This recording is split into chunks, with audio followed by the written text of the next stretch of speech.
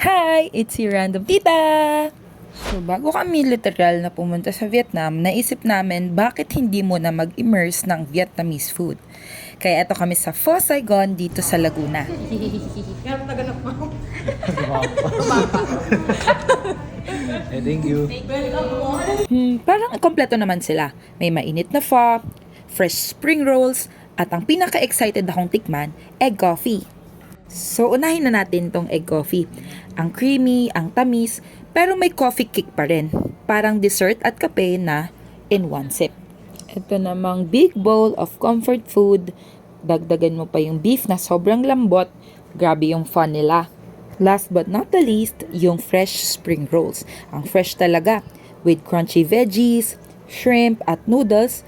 Medyo malaki lang siya on my preference. But the creamy peanut sauce, sobrang sarap. So all in all, sulit dito sa Pho Saigon.